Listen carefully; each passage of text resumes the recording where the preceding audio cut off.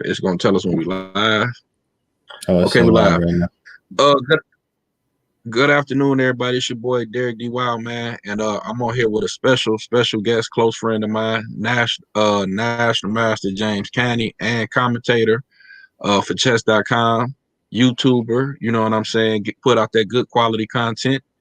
Speak to the people, Mr. Canty, and let people know. You know what I'm saying? We're gonna jump right into it. What you got going on? Because you've been doing a What's lot. up, y'all? What's good? Welcome to the stream, y'all. National Master James Canty the third.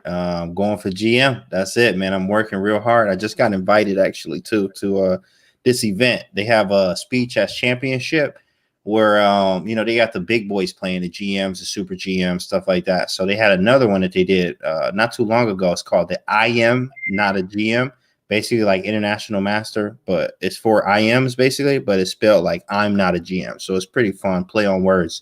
But I got invited to it. Actually, there's only 3 players that aren't IMs that's going to be playing in this invitation. I actually figured out a few people who were playing. So I was like, oh, I'm ready. It's going to be nice. But I got invited based off of, personality and strength, chess personality and strength. So it's going to be fun to be able to play them boys and do my thing, bro. So, I've been streaming. Twitch has been good. Twitch has been real good. It's been blowing up, especially because the Queen's Gambit put a 600% increase on everything chess. So Twitch been booming. Lessons been crazy. Tons of lessons, new lessons. YouTube channel been blowing up too, man. So, I'm blessed, bro. I'm blessed. Stuff been great. So training, I'm doing a lot of training right now too. Okay, so let's jump into it. How are you going to prep and prepare for this upcoming Blitz tournament? Studying every day, every single day, bro. Now I use chess.com, Chessbase, and Chessable.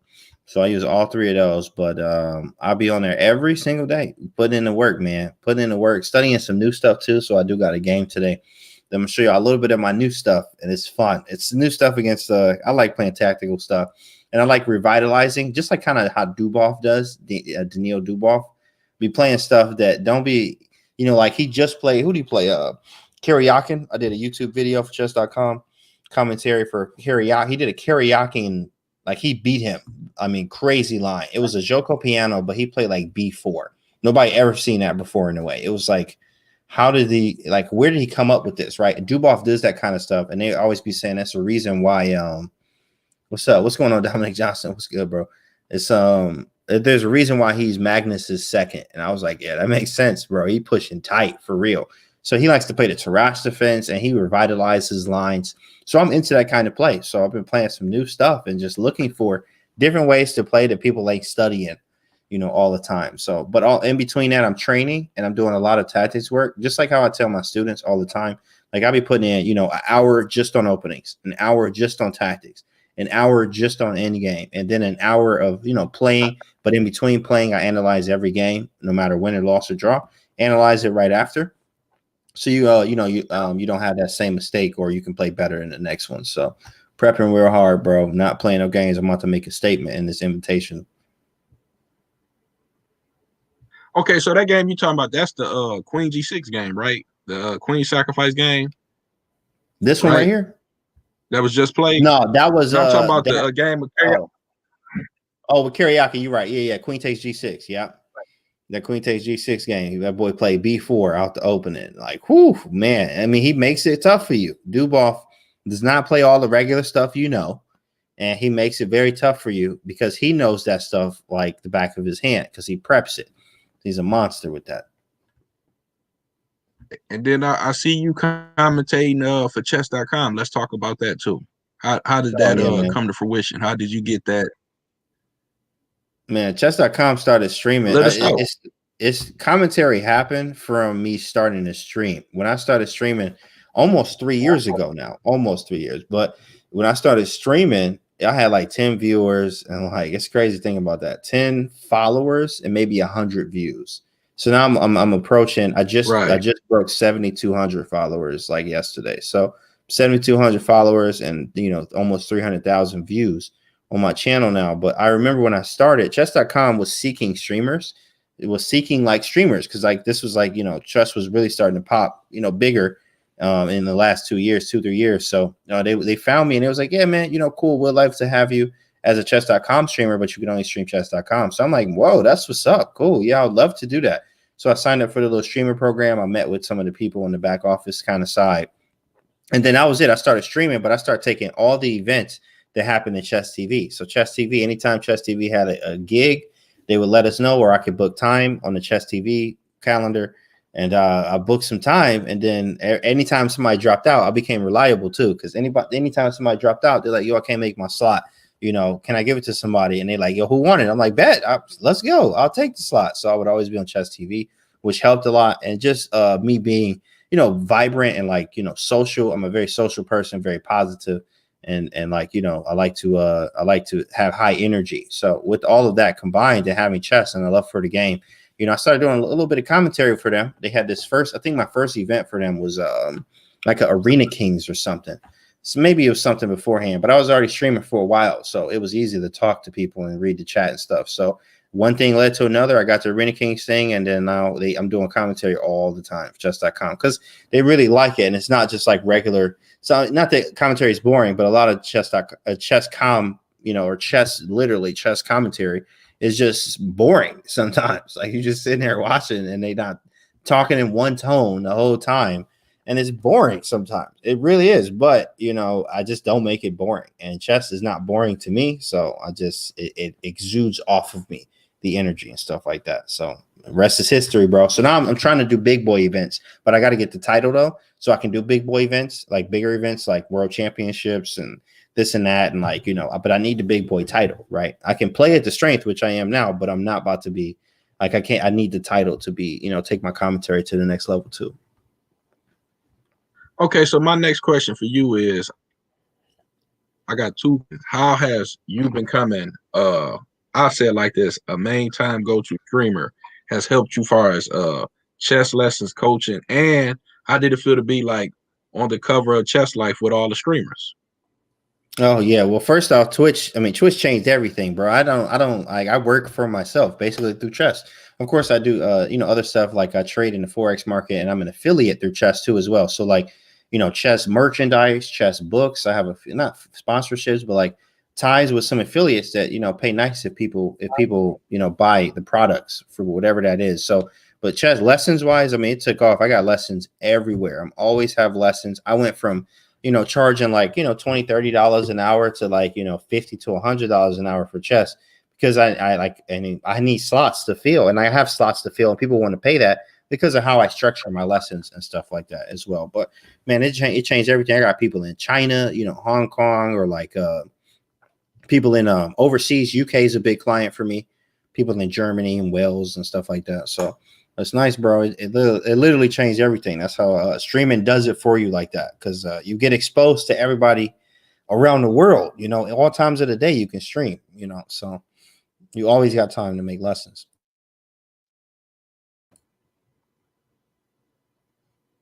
Oh, So and can then I call you like a chess celebrity? chess celebrity. Yeah, in a way, actually, I guess I am a chess celebrity. You know, I don't brag, but it's nice. Yes, no, maybe nice. so. Nice. Yeah, I'm with it. I'll be that. I'll be the chess celebrity. And so another question I want to ask you about, because I'm a subscriber to your YouTube channel, and you've made this saying famous C3 Cecile for the kill, right? Yeah, that's right. That's you, right? That's all me. In the third, will we have any literature on that opening from you? Chessable software, books, you know, video tutorial, because first you're an avid Grand Prix player, but you made the transition from the Grand Prix To to the the C3 Sicilian. Yep. Appling, or it's going to you like, what's your pros and cons? Do you see yourself going back to the Grand Prix? Or are you going to play both? I mean, let me know, you know what I'm saying, how far are you going to take these openings? I'm C3 Cecile for life at this point. I got a course out. Let me actually get y'all hold on. Let me go to my channel real quick, and then I'm about to show y'all. Hold up. I'm about to get y'all that thing right now. Get y'all the link in the chat. This is my new course. It's not technically new anymore. I mean, it's been out a few months, but this is the link to the course. It's still on sale. It's $20 until January. But Then yeah, it's going up to what? $40. That's the original price. Yeah, $40 is original, but it's Okay, $20. It's cool. half off. It's on sale. So, Might have to but the jump on. C3 Cecile for the kill, bro, was my that's my thing. Man, I've been playing the last 5-6 years. I remember the first game I played over the board. I beat, I think, Michael Corralo. He was a 2300. First game over the board. And I was like, I won. Like, whoa, I beat somebody C3 Sicilian. My first draw, Grandmaster, was to John Fedorovich with the C3 Sicilian. So I was like, okay, I'm on to something with this opening. So then I just started playing it, and then I got great wins with it. I beat Martin Del Campo in like 25, 28 moves, something like that. With the C3 Sicilian, I got a draw with Keaton Carrero, something like that. But that's my opening, bro. Excuse me. So let me ask you a question. Not to cut you off. Do you play it because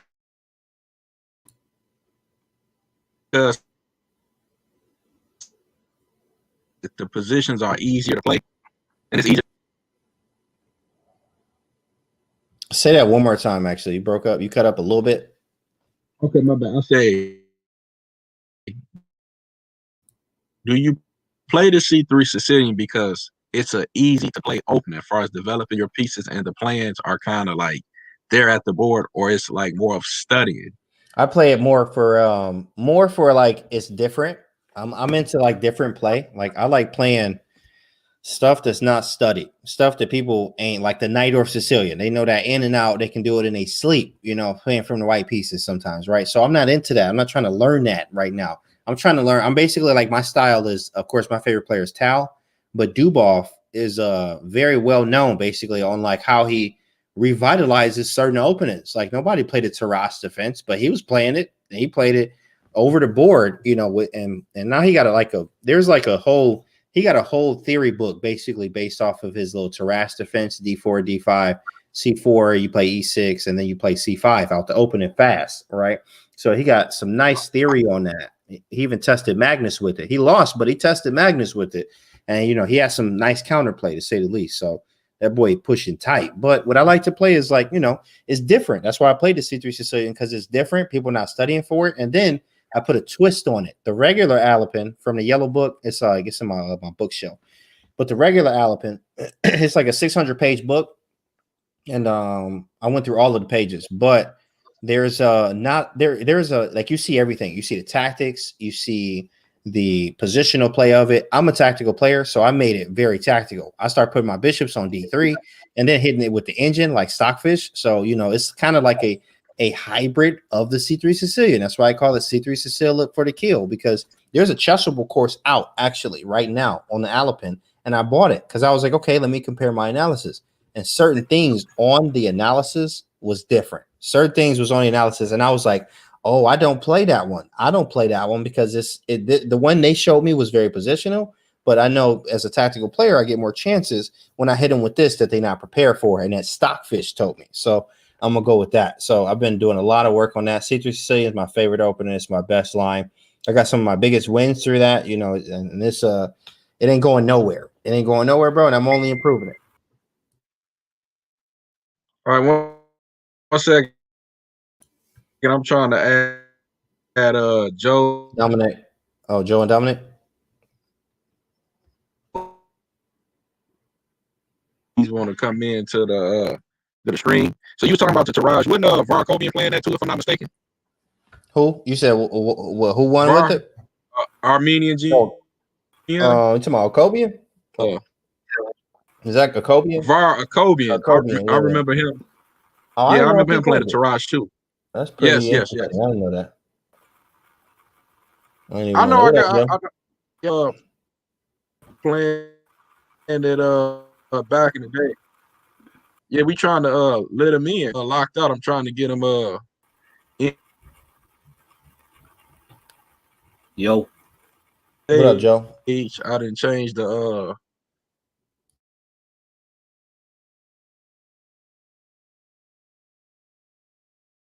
program. But while we working on that, let me ask you another question. What made you stop playing the Grand Prix? So the Grand Prix, I stopped playing the Grand Prix because honestly, like when you can play in stronger players, when you start playing 2,400, 2,500 players and above, bro, that it don't work the same. It don't work the same, and they know what you're going for, and they know how to neutralize it. And that when that happens, now you back into like it don't work the same, right? And because it don't work the same, it ain't good for me, right? So I needed to change. So that's why I went with C3 Sicilian because I needed to change.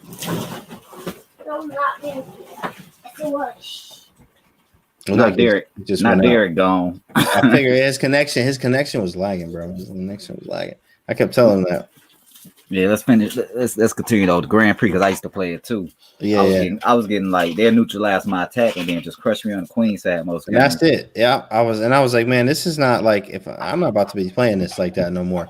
C3 Sicilian, like I was telling Derek earlier, my first Grandmaster draw was against John Fedorowicz over the board, and he had New York GM, and it was a C3 Sicilian, and I got a draw with that opening. And I didn't even know it the way I know it now, but I got a draw with him back then, and I was hype about that. Like, yo, let's go. C3 Sicilian got a draw, right, from a slightly better position. And then I drew an IM in the Chicago Open, and then I beat, Martin Del Campo, another IM, crushed him, 24 moves, right? Something like that. That was in Chicago too, wasn't it? Or was that was Charlotte. Charlotte. Oh, yeah. That was Charlotte. Oh, yeah. Right. Mm-hmm. The Invitational. Yeah, he's trying to come back in right now. I told him he need to upgrade that Wi-Fi. Yeah, something, bro. He been lagging today. The other Checkmate Double show was good. I didn't see no lag on it, so he was trying to see if he needed to close some tabs or something like that. Yeah, probably restart the computer. That's what I did. I restarted mine and my MB PSB triple. Restarted mine. That's crazy. Like 20 to 60. That's crazy from a restart.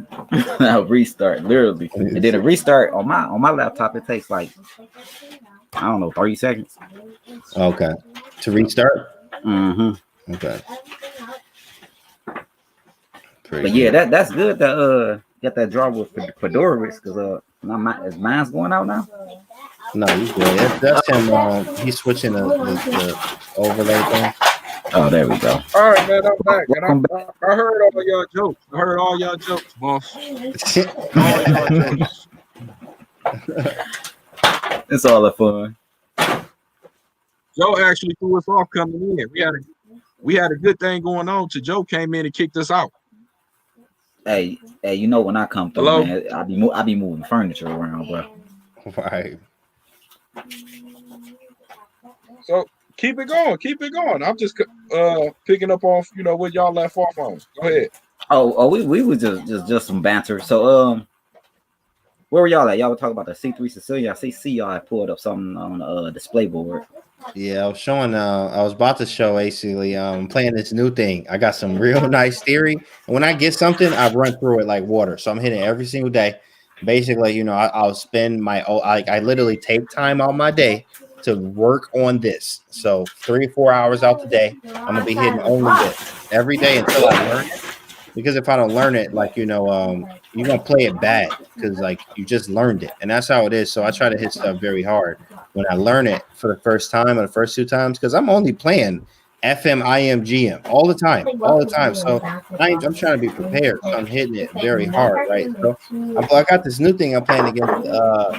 It's either going to be Scotch Gambit, which I'm very familiar with. I have no problem playing, or it's going to be something that they have no idea what's going on. And I hit somebody like that today. I mean, he was thinking it was a 3-0 game, but imagine the first 5 moves, you down 2 minutes, right? So something wrong there. So this is actually what it is. It's called the Nachmanson Gambit. You ever heard of that? Never heard of that, right? So here it goes. E4, E5, right? Okay, and then I play Bishop C4. It starts as a Bishop's opening. Right. That's what it starts as, but it's not going to be a Bishop's opening. And a lot of times, I would usually play Knight F3, but what Bishop C4 does is voice the Petrov. And I still haven't found a pressure line to the Petrov. So I'm like, you know what, bro? I'm tired of facing this, honestly, because there is no crushing line to destroy the Petrov. Honestly, it's just I've never found one. It makes sense why Fabiano played it too, right? But Bishop C4 is is the bishop's opening, and they still play knight f6 anyway. And then you hit him with d4 out the opening, right? So it's already a little tricky, already slightly tricky. Playing d4, they take on d4, and then I play knight f3. Now they can take here, which is a move. I faced this and I did win. It's a little weird and it's very risky too. You can't take on d4, but the engine likes it. But they don't do this. This is not the usual move. Most humans not so good. But knight c6 is the usual move. This is theory. There's GM games in the same position. Many GM games. Castles, right? Knight takes e4, and instead of rook e1, you hit him with knight e3. Crazy. I can't tell you how many people are gonna sit here. They're gonna sit here and be thinking, boy. I'm telling you, and I'm well versed. I just studied this the last 3 days, so like ins and outs of it. So I'm studying once we get off hits, I'm probably gonna hit some more lines to study it. But they got knight takes d3, knight takes d5, right? These are all moves they can play. But this is the one that's accepted. B takes d3. We down a piece right now, and he went for it. Many people won't go for it, and then bam, I sack another piece. So now I'm down 2 pieces currently. King takes, queen check, king d8, and instead of taking, which is not the right move, this is the engine. Rook e1. Then you take, and then we're gonna put pressure on e7 with knight g5 as a combo for f7. Doubling here as well. It's nasty. It's nasty. And this dude right here, his rating was 24-30, something like that. So I'm telling you, like, he's not no slouch, right? He's like 24-30. He's playing. He's good. And he's in this position. He played 97, which is one of the alternate lines. This is one of the side lines. Usually you see bishop e7. 97 is a sideline, and I actually messed this up too slightly. Rook takes e4, c6. I didn't remember that much. I didn't remember this line that much. I did remember the check and come back after g6. So check, I did that. He had to play g6. Then I hit a tempo on the rook, still keeping the pressure up. And after rook g8, or he played d5, right? And this is actually book move. What I'm supposed to play is rook h4, and I didn't. I actually played like rook e2 or something.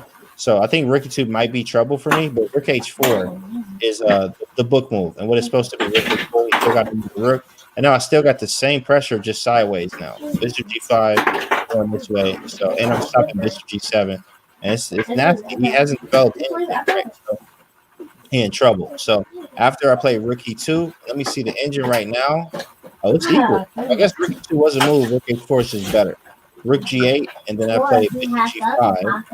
Okay, I'm gonna turn the engine on. Bishop g5 is correct. H6 was played. If I play bishop h4, of course, you blocking me, I'm losing. So bishop f6, I had to go here. And of course, this is another concept I remember from the book. Is bishop f6 is another thing that does happen. After bishop f6, it stops bishop g7. And I'm just, still chilling here, being annoying to his life. But then he played king f7, and I didn't know what to do. I was like, oh, snap, king f7. I didn't even see this. And this is why I knew. I was like, okay, something's wrong. And if I would have played rook h4, like the book, right, then he wouldn't ever have king f7. Right. So I have king. He has king f7. So I knew. I was like, okay, I know I played this wrong. But what I did realize is, like, when we got here, bro, right here, when we got to this position, I think even after knight c3, we playing a 3-0 game. He had to be thinking. I mean, he might have been at a minute 30, maybe like maybe a little bit over, but at the same time, he was thinking right here. Then he thought more, and then he's thinking. So he's getting in time trouble because he's not familiar with this at all. Queen d4, rook e2. We go here, bishop g5, bishop f6. He went king f7, and I did make the book move or the engine move. They actually like this now, but I just took here on c3 because I was like, I can't let him run. 95 is coming next. So that was the point. And then I was going to double it and go king d8.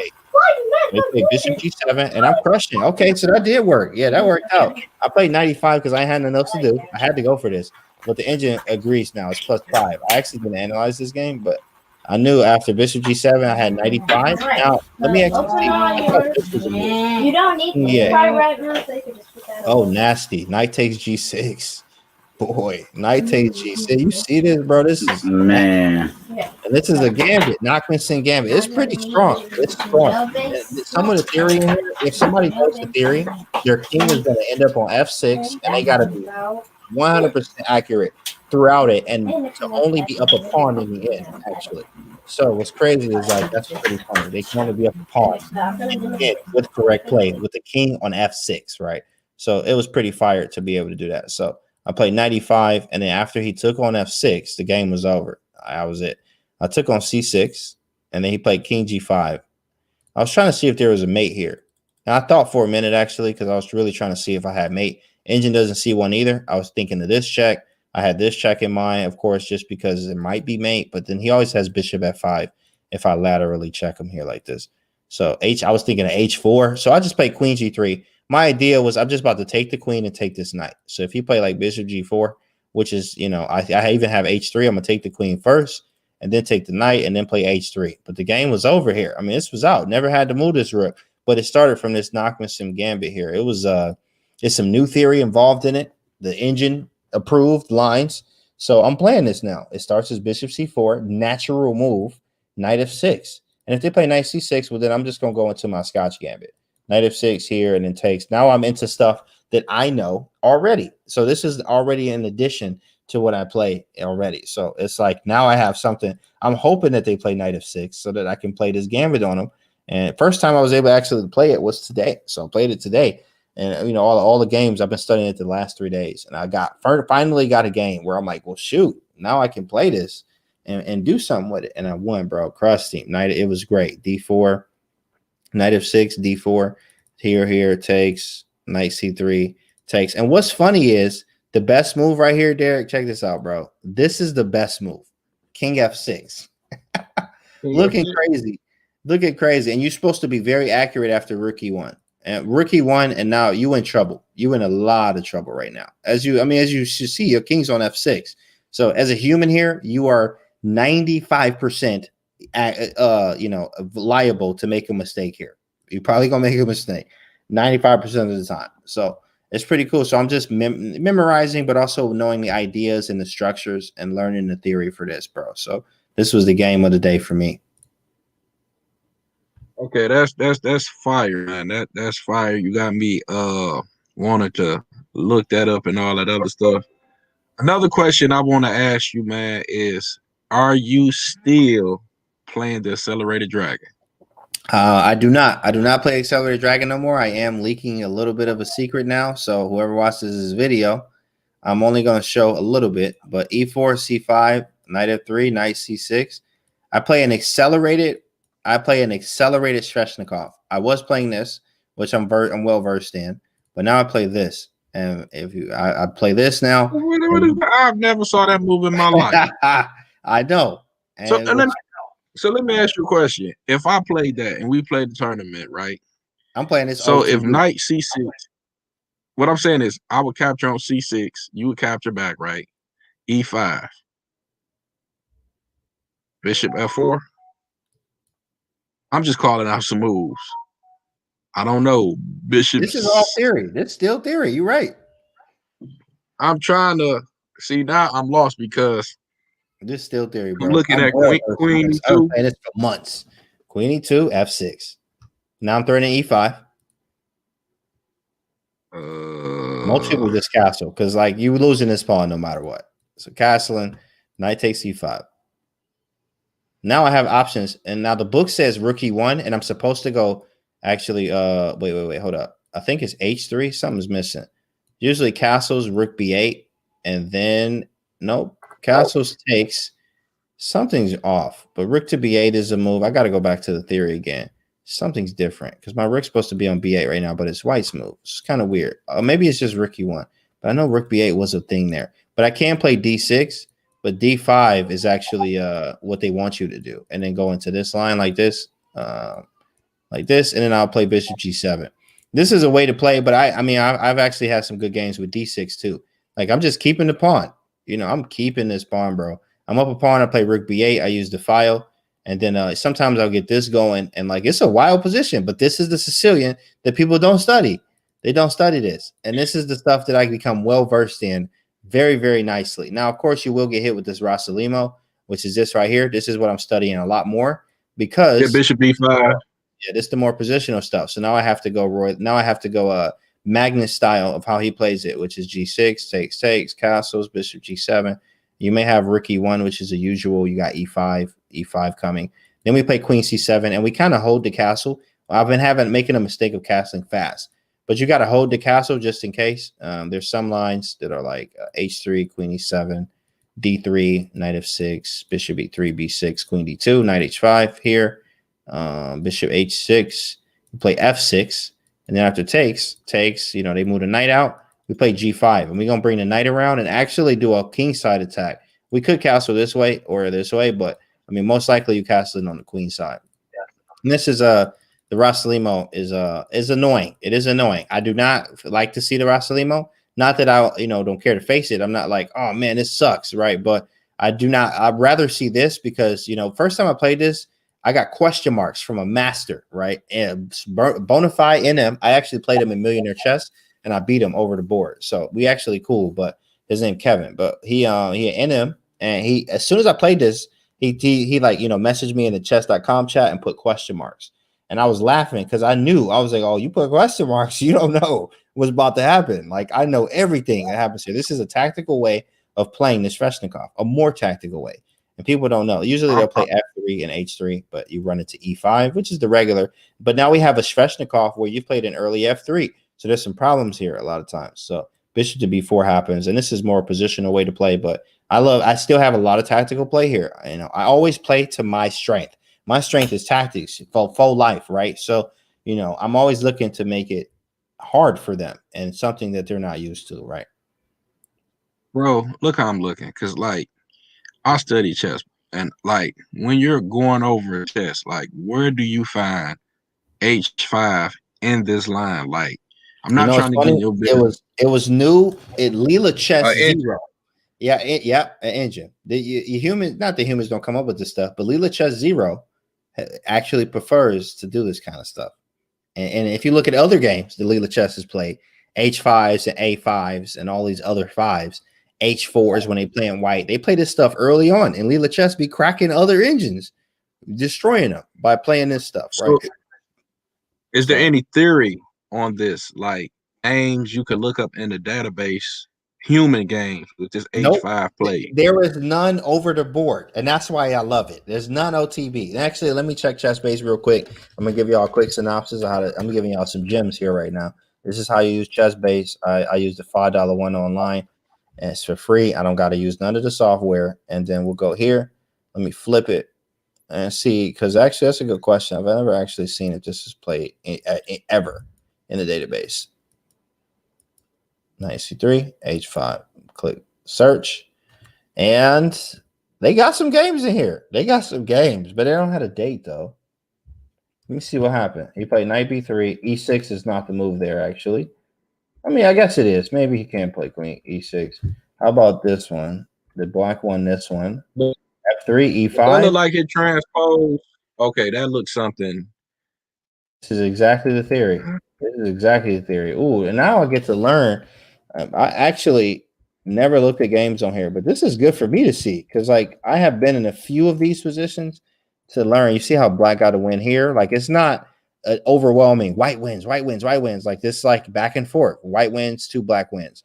White wins, black win. White win, draw. And of course, like these are strong players, like 24s, 2600s in here. This is a GM played this from India. Grandmaster. I don't know when this was, but GM played this. This is the new updated version. I don't know why they used to have a time and the date here. Like, why did they change this boy all the way up? Database by ChessBase. Like, you can't even see that. Or the date. They used to have the date and time and everything, but that's kind of weird. Oh, yeah, I don't play that G6 stuff. Bishop E2, yeah, that's not right.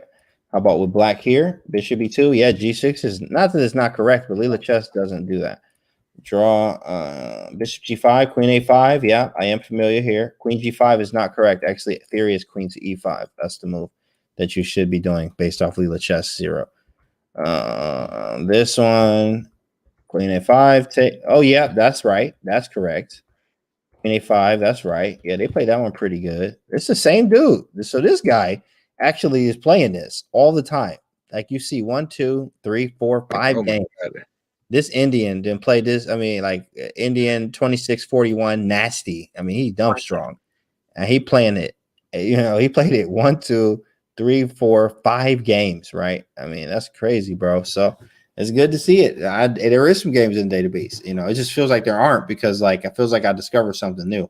But at the same time, I mean, you see, and I mean, it's not many, man. This H5 throws your opponent off, and I am well versed here. I'm well versed with this opening. I've been playing this for months. I got at least, we played like 27 games, maybe something like that in the States Cup. I probably played this like 6 times, 7 times, maybe more. But I'd never lost the game with this. Not in the States Cup, never lost the game. I've lost some Blitz games, yeah, of course, but never lost. I had a fifth, maybe a few draws, and the rest wins. But with the black pieces here, Accelerated Dragon was honestly the same. I got 2 losses ever over the board with Accelerated Dragon. The rest was wins, or I think I got a draw. Yeah, I got a draw before because I'm actually buying stuff.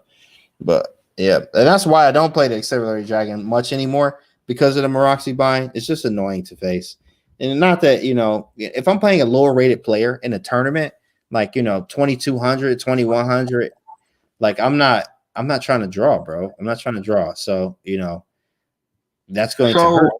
It's going to hurt. I'm asking two more questions. Moroxy. 2 more questions. I'm in this. We talked about the Moroxy bind against the Accelerated Dragon. Why not play the old Boris Spassky line with F5 against it, hitting E4 immediately? What line is that? What's that? E4, C5. Right. CXD4 knight, knight C6, C4, bishop G7, knight H6. Right? Hold on. Oh, this is right. Oh, wow. I ain't never seen this. Yeah, Boris Spassky has a line, something like that, and you get F5 in. It's like D6 and F5. You know what? That's fire. If I would have knew about this, I may have never switched. But because D6 F5 is strong, but there are certain lines, very few, that are still like a deterrent for the Accelerated Dragon sometimes. And you have to be very strong to first off know as white how this line works. And sometimes I remember what's the dude? Deepak Aaron. We went to a line on Accelerated Dragon, and I was like, this boy know the theory all the way to move, because I knew the theory to move like 30, 35. And he knew the theory. And I was like, how does he know the theory all the way to like 30, 35?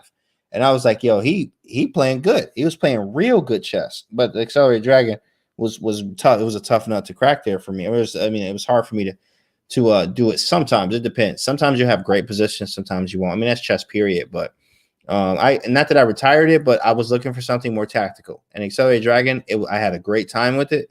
Great time. Excellent, bro. I got like 15 videos on YouTube about how to play it, but on the playlist. But it's I was like, I'm ready for something new. I saw the opportunity and I took it. And that's what I'm playing now. Sveshnikov is already tactical, but now I'm playing an accelerated Sveshnikov because I'm not playing E5. I'm playing H5, which is sometimes aggressive in king side attacks. Yeah, I'm like you said, Foxy opening series. I know it's like the older. I know you're familiar with them, the Foxy openings. Foxy openings. I remember them. What is it? VCR. Check them out. They got an Accelerated Dragon. I may be getting the move order wrong, but that's pretty much the plan. Knight H6, castle D6, F5. If you want, I know you'll be studying that stuff, and it's played by Boris Spassky. I'm gonna look it up. Actually, I'm gonna look up Boris Spassky Accelerated Dragon because that would be more my style. And there's this other Moroxy too that you actually play after C4. And you actually play Bishop G7 now, or no? Wait. It's Knight C6. Oh, I'm supposed to play Knight F6. I knew something was wrong. Bishop G7 runs into the weird line, F3. But this is the line that most people was playing these days too. Like after Knight C3, nope, D6, Knight C3, Knight F6. You wouldn't take, and you would walk around. You would do it this way, or you would play Bishop E6. Sorry, you would play Bishop E6, and then you would kind of move around and maybe drop in here actually, but you would move around eventually like this. That was more of the idea. Let's say they went F3, right? So you would do this way, but this is still cramped. It's just a different version of the same thing with the queen still on D8. So it was like, I could play that way, but I got tired of playing that way. Now I could play it really fast. If you're playing bullet chess, stuff like that. That's cool. That's fun. Now I may play the accelerated most times against the C3 Sicilian because I have some newer lines that people don't play. So if they play E4, C5, C3, I could play the D5 and Knight F6, but I play G6 because I've always liked this. And it gives me play. I do need to probably play the lines that like Alexander Kovic, Grandmaster. He has a course on like anti-Sicilians. So D5, C3, D5 is what he recommends. He recommends this. Then he says this. But what I play against this is different than what I play against this is that with the white pieces is different than what you'll see in the book, or there's multiple ways that you can play in this. That sometimes, there's many games from the C3 Sicilian Yellow book that are different. Like they might play knight A3, bishop C4 in these lines, which is a little bit different than the natural knight F3, bishop E2, which can be played. So it just depends on who you're playing and how. But that's why I just go back to my accelerated G6. And it feels like, I still feel good. I'm in my accelerated route still. E4, C5, C3, G6, D4, snap, snap. D5 taking or E5. E5 is my favorite. Knight F6, knight takes. You have bishop B5 or C4. Knight B6, bishop G7. I mean, you just put pressure on it.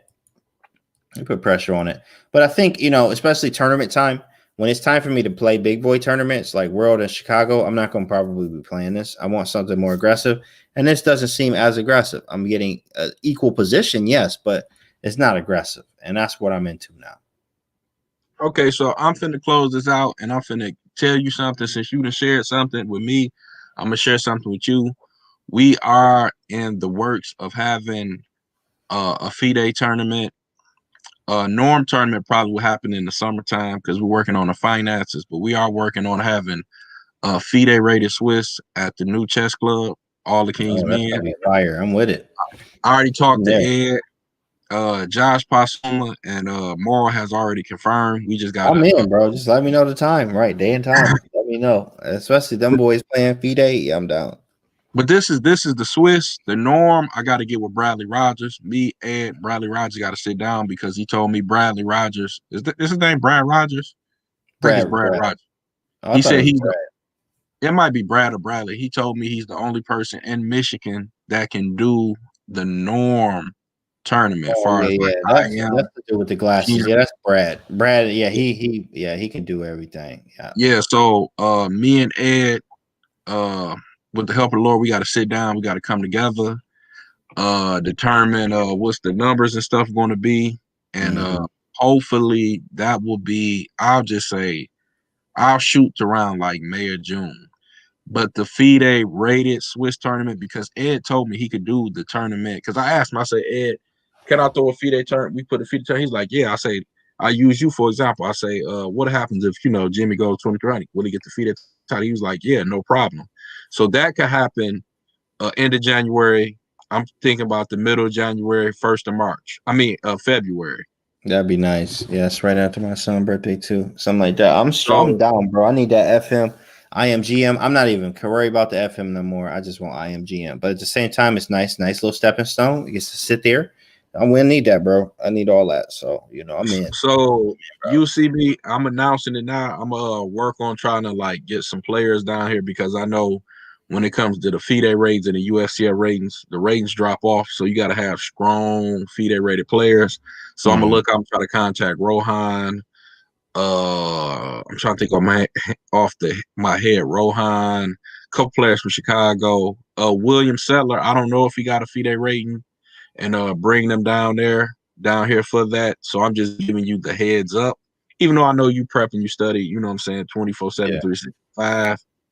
And we'll be making that happen. So look forward to more FIDE tournaments happening in Michigan. It got to the point we didn't discuss bringing somebody down here to organize them. So that's the plan, to get more FIDE tournament in Michigan. Man. That's gonna be great because that's a first. That's a first for Michigan, which is gonna bring a lot of people here actually too, which is gonna be great. That's great for the city. That's great for Michigan because people go to Charlotte because they got norm tournaments, but it wasn't there. Many years ago, you couldn't go to Charlotte to get norms.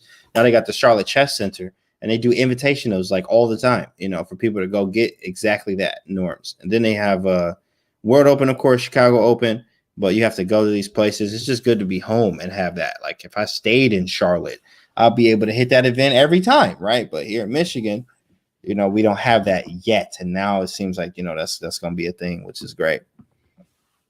So I just want to, close the show, I want to say thank you. Appreciate you coming on. I know we had some technical difficulties during the show. I apologize for that. But like you said, we're streaming live. You know what I'm saying? I'm not recording this and then uploading it. Thanks for, participating.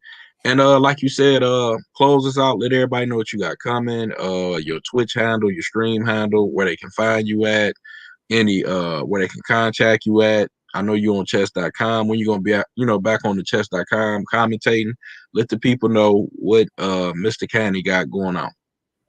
Appreciate y'all. My Twitch channel is twitch.tv/GM Canty. I'm gonna actually share my screen one more time, show y'all what that look like right here. This right here, twitch.tv/GM Canty. Wait, yeah, there you go. Okay. Oh, twitch.tv/GM Canty. That is it up. Yeah, it was up for a minute. There you go. Okay, so somebody they turned on here, boy. You see that? Twitch have everything. 16,000 people watching them boys turn up right now. That's crazy. You see Ben Feingold got 3.7. Chess is booming. If you ever thought about streaming, this is the time right now. Okay. I mean, my viewership has went up. Last night I had 1,400 people watching me at one point. So it was it's blowing up. It's blowing up, guys. So definitely, if you're trying to get into streaming, now is the time. Twitch.tv/GM Canty. That is my Twitch channel. My YouTube is this one right here. YouTube.com/James Canty III. You could also just put GM Canty or James Canty Chess in YouTube, and all my videos will pop up, guys. Hit me with the sub. Appreciate that. You can also join for some premium content that I send people, stuff like that. So I appreciate y'all. Twitch, YouTube. I also got my course, which is my C3 Sicilian course. I'm going to put that actually in the chat for y'all right now. Just that. Let me know if y'all can see that. Copy link address. That's my YouTube. And then one more time for my Twitch. So I appreciate y'all. Appreciate you having me on, Derek. It's always a pleasure, bro. I see this thing getting huge, man. And it's great stuff, bro. It's great content. We love to see it. Cool, man. No problem. Be safe. And I'm pretty sure I'm going to get you back on here. I don't know if I'm a stream one of your matches, whatever. Best of wishes. And like you said, we're going to try to make that happen because we do need to have norm tournaments here. And I'm also working on, like Nathan Kelly had the Quest for Master, the Quest for Expert tournament that I'm probably going to be trying to be playing in, because I think once I get to 2000, I'm pretty much going to be done playing chess. The goal is to create opportunities, you know what I'm saying, especially for African Americans, so we could get title players in the Midwest. I'm talking about Chicago, Detroit, Indiana, but we got to start here first. And that's the goal. And like you said, I'm gonna try to have it a FIDE rated Swiss, middle of January, beginning of February. And I'm working on it. I've got a list of players I'm trying to bring down. And hopefully you could beat their ass to get that I know I need you all that. I need all that, bro. at a time. That's right. One step at a time. So thank you, man. I appreciate it. Have a blessed night. I know you finna get up and be studying all that other stuff. Make sure you like, comment, and subscribe to the YouTube channel. Follow me on Twitch. Peace, and I'm out. Peace out, y'all. Thanks for having me on. Peace. God bless.